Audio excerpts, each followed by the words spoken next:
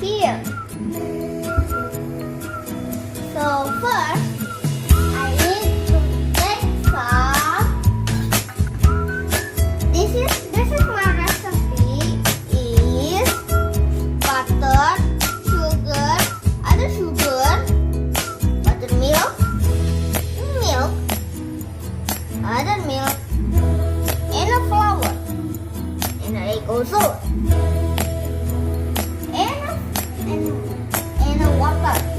And you're gonna put some flour. Okay. All these flowers.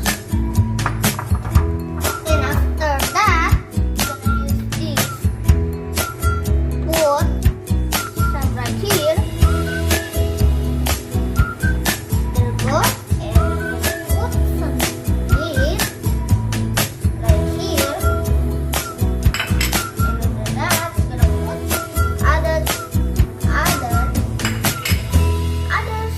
Right here. Okay, done. There you go. And you just mix it. And you just mix it right now. And next, we make a topping. There's a milk, a sugar milk, and a water. First, you're gonna put some water.